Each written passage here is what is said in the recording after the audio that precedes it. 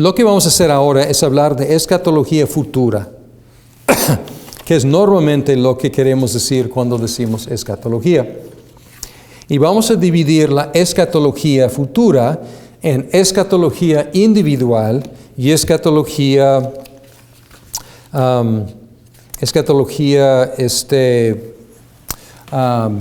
cósmica, podemos decir. Es decir, escatología individual, estamos haciendo la pregunta, ¿y qué de mí? ¿Qué va a pasar conmigo? ¿Cuál será mi futuro? Y tenemos que hablar de tres cosas. Una es la muerte. La muerte física, si Cristo no viene antes, todos vamos a morir. ¿Y qué es la muerte? La muerte es la fractura de la unidad humana y por lo tanto algo no natural. Hablamos de esto un poco cuando hablamos de la antropología, pero no debemos, repito, que no debemos contemplar de la muerte como algo natural. Santiago 2:26 está hablando de la fe. Y dice aquí como analogía, dice, porque así como el cuerpo sin el espíritu está muerto, así también la fe sin las obras está muerta. Entonces aquí tenemos básicamente una definición de lo que es la muerte. ¿Qué es? Es el cuerpo sin el espíritu. Mi esposa y yo hoy mismo estuvimos hablando de funerales y estuvimos hablando de una situación triste que pasó no en nuestra iglesia, pero con alguien conocida por alguien en nuestra iglesia, que murió, una jovencita. Y estuvimos hablando, la conversación iba hablando de donación de órganos porque era una jovencita y qué se tiene que hacer, y empezamos a hablar de esta cuestión y de los funerales con la caja a veces abierta y a veces cerrada, y empezamos a hablar de cosas, y ella reflexionó en la muerte de sus papás, mis suegros y otra amiga, y estuvimos hablando, y ella decía que sí, o sea, tenían la costumbre en la época de mis suegros de tener ahí la caja abierta y el cuerpo ahí preparado, y mi esposa comentó diciendo, pero viendo ahí el cuerpo, vi que mi mamá no estaba ahí, mi papá no estaba ahí, y luego comenté que pues en un sentido sí, pero en otro sentido no. Y esto es lo no normal, lo anormal de la muerte, que la persona no está íntegra ya, que está, podemos decir, en dos lugares. Hay una separación del alma o espíritu del cuerpo. Y esta fractura es lo que no es normal. Además, es la paga del pecado. Romanos 6:23, la paga del pecado es muerte. Y además podemos decir que es un enemigo. Entonces es una fractura, es la paga del pecado, y es un enemigo, pero es un enemigo vencido. 1 Corintios 15:50, Pablo habla de este enemigo y dice, y digo esto, hermanos, que la carne y la sangre no pueden heredar el reino de Dios, ni lo que se corrompe hereda lo incorruptible. He aquí, os digo un misterio, no todos dormiremos, pero todos seremos transformados. En un momento, en un abrir y cerrar de ojos, a la trompeta final, pues la trompeta sonará, y los muertos resucitarán incorruptibles, y nosotros seremos transformados. Y luego dice, y vamos a ver esto, la resurrección más adelante, pero dice, porque es necesario que esto corruptible se vista de incorrupción y esto mortal se vista de inmortalidad, pero cuando esto corruptible se haya vestido de incorrupción y esto mortal se haya vestido de inmortalidad, entonces se cumplirá la palabra que está escrito, Devorada ha sido la muerte en victoria. ¿Dónde está, oh muerte, tu victoria? ¿Dónde, oh sepulcro, tu aguijón? El aguijón de la muerte es el pecado y el poder del pecado es la ley. Pero a Dios gracias que nos da la victoria por medio de nuestro Señor Jesucristo. Entonces este es el enemigo todavía, es el más terrible enemigo que los seres humanos tenemos que enfrentarnos, pero es un enemigo vencido.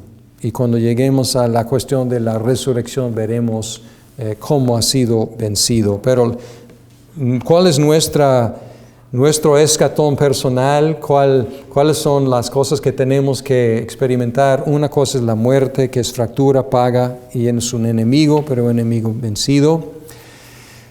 Ahora, ¿luego qué? La inmortalidad. La inmortalidad. Encuentran en el catecismo menor y encuentran en la confesión de fe, y creo que en el catecismo mayor también, esta expresión, la inmortalidad del alma. La inmortalidad del alma. Y esta idea de la inmortalidad del alma sufre de un problema, y es que es más griega que bíblica. Era una idea de una doctrina de Sócrates, la inmortalidad del alma. Y en Sócrates la idea era que innatamente el alma tenía una existencia inmortal, que siempre existe. En la Biblia encontramos otra idea, y la idea en la Biblia es que solamente Dios posee inmortalidad por sí, como algo innato, como un atributo suyo por sí. Primera de Timoteo 6:16 dice: el único que tiene inmortalidad y habita en luz inaccesible, a quien ningún hombre ha visto ni puede ver, a él sea la honra y el dominio eterno. Amén. Entonces, ¿quién es el único que posee en sí la inmortalidad? Es Dios. Entonces la Biblia no habla de la inmortalidad como un atributo innato del alma. Más bien habla de la inmortalidad de la persona como una posesión futura y como un regalo de Dios. Lo que acabamos de leer, creo que me anticipé un poco porque leí 1 de Corintios, pero ahí habla de que cuando lo mortal se vista de inmortalidad, cuando lo corruptible se vista de incorruptibilidad. Entonces, ¿qué? ¿Cuándo es la inmortalidad dada al ser humano? Pues cuando esto pase. Y pues vamos a ver qué pasa cuando Cristo viene de nuevo. Entonces, la inmortalidad es regalo de Dios, es una dotación de Dios. Él está compartiendo con nosotros algo suyo, pero Él innatamente tiene la inmortalidad. ¿Cuál es el problema de hablar de inmortalidad? Porque inmortalidad quiere decir ¿qué? Que no muere. Y hay un sentido en el cual el cristiano no muere. Jesús lo dijo, ¿no? El que cree en mí, aunque muera, vivirá. ¿Right? Entonces no morirá jamás, en sentido de aunque muera, vivirá, pero morirá. ¿Y qué de los condenados? La Biblia habla del lago de fuego como la segunda muerte. Entonces, ¿en qué sentido son inmortales? Si mueren físicamente y luego mueren eternamente, es curioso decir que son inmortales, incapaces de morir. Entonces, es un concepto como no cuadra muy bien con los datos bíblicos, o sea, no describe bien los datos bíblicos. Lo que tiene a su favor es la idea de que existiremos para siempre, pero algunos existirán en vida eterna y otros existirán en muerte eterna. Y es curioso hablar de alguien existiendo en muerte eterna como alguien inmortal, como no cuadra ahí. Bien, ahora, ¿qué pasa? ¿Qué pasa entre estos dos eventos, la muerte física y la dotación de inmortalidad? La muerte física y la resurrección del cuerpo. ¿Qué pasa? Esto se llama el estado intermedio, el estado intermedio. ¿Qué está pasando en el estado intermedio? La evidencia bíblica que tenemos es que los incrédulos están siendo castigados mientras esperan su juicio final. Y es algo terrible, pero es lo que indica la Biblia. Segunda de Pedro 2:9. Segunda de Pedro 2:9 dice: el Señor entonces sabe rescatar de tentación a los piadosos y reservar a los injustos bajo castigo para el día del juicio. Pues está diciendo que los reserva bajo castigo ahora, reservándolos para el día de juicio. Hay otro texto que algunos como disputan porque es una parábola. En Lucas 16, 19 al 23, y en esta parábola dice: había cierto hombre rico que se vestía de púrpura y lino fino, celebrando cada día fiestas con esplendidez. Y un pobre llamado Lázaro yacía y a su puerta cubierto de llagas, y luego los dos mueren. Y sucedió que murió el pobre y fue llevado por los ángeles al seno de Abraham, y murió también el rico y fue sepultado. En el Hades alzó sus ojos, estando en tormentos, y vio a Abraham a lo lejos y a Lázaro en su seno, y gritando dijo: Padre Abraham, ten misericordia de mí, y envía a Lázaro para que moje la punta de su dedo en agua y refresque mi lengua, pues estoy en agonía en esta llama.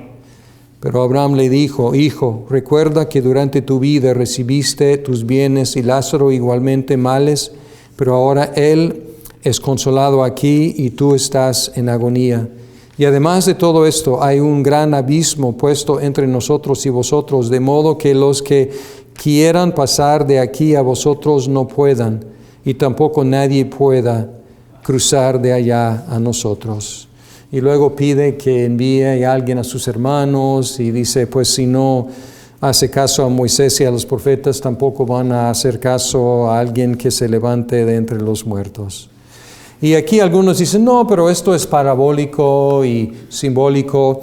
Pero lo parabólico aquí, en esta parábola, es pues el hombre rico que no tiene nombre y luego da nombre al hombre pobre, pero está describiendo los dos destinos, y estos dos destinos aparentemente no son simbólicos, sino los dos destinos posibles para los seres humanos. Lo ficticio aquí son los personajes, que está hablando de un hombre rico y un hombre Lázaro, pero no está como haciendo una analogía de los dos estados, más bien está describiendo los dos estados, los dos destinos de los seres humanos. Entonces podemos concluir preferiblemente con tristeza y dolor en nuestros corazones de que los que no conocen a Cristo después de la muerte, en el tiempo intermedio, están recibiendo castigo, esperando más castigo. Sí, y los creyentes están disfrutando la presencia de Dios mientras esperan su glorificación final. Y hay más evidencia más clara y más contundente sobre esto. Lucas 23, 42 y 43, Lucas 23, dice, y decía Jesús,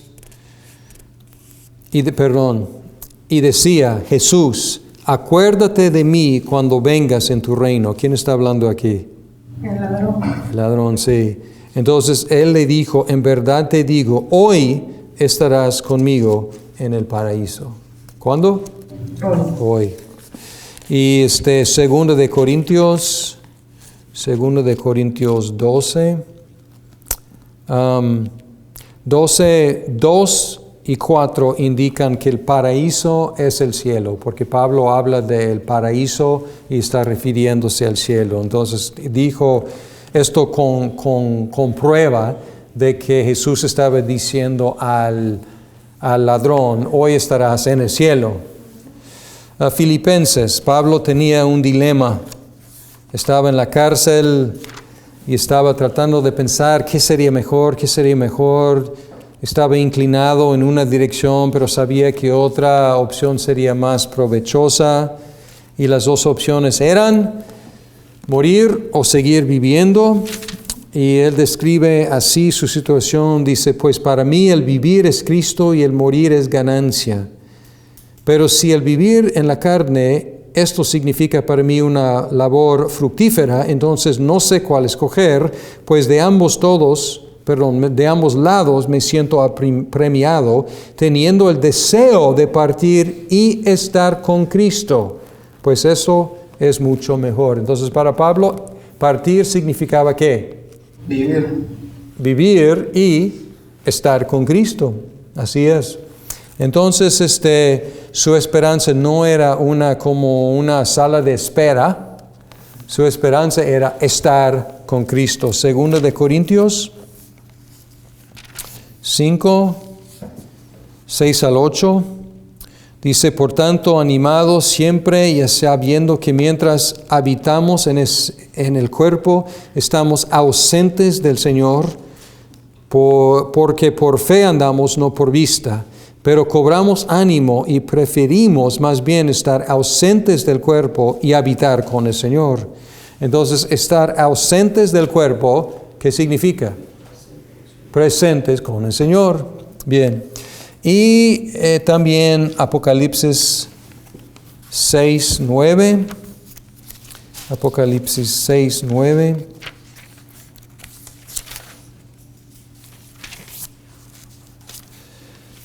Dice, cuando el Cordero abrió el quinto sello, vi debajo del altar las almas de los que habían sido muertos a causa de la palabra de Dios y el testimonio que habían mantenido. Esta es una visión en el cielo. Y está, cuando se abre el sello, ¿qué ve Juan ahí? Pues ve a los que habían sido martirizados.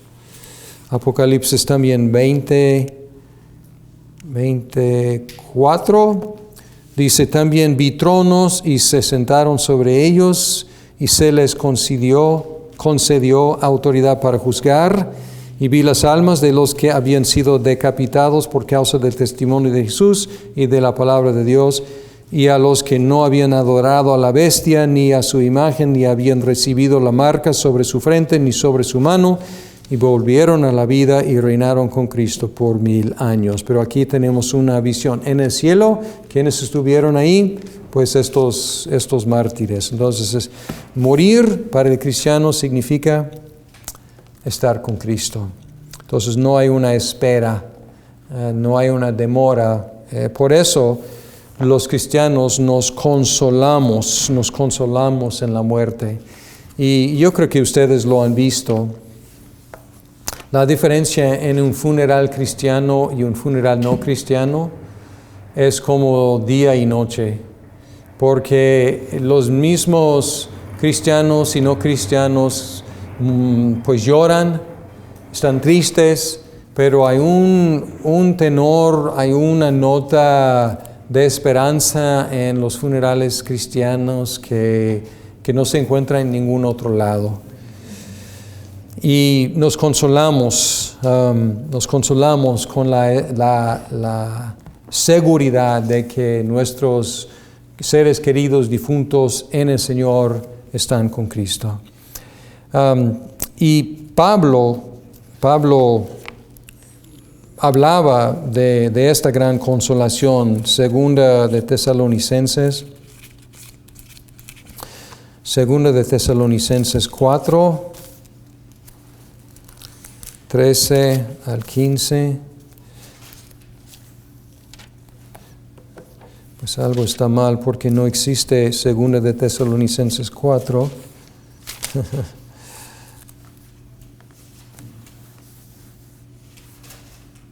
Sí, es primera de Tesalonicenses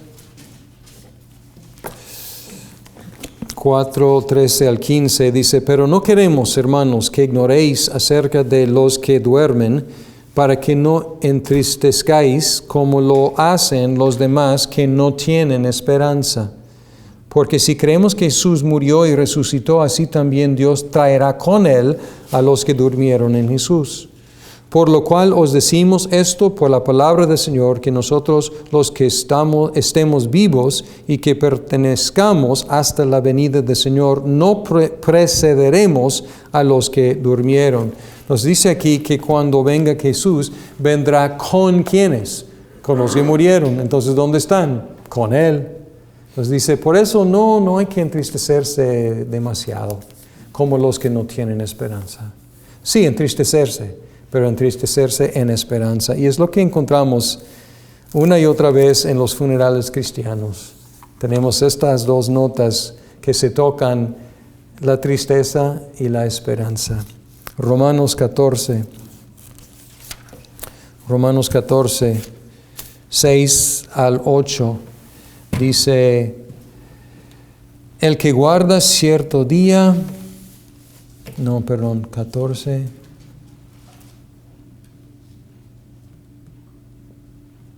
Pues sí, está bien.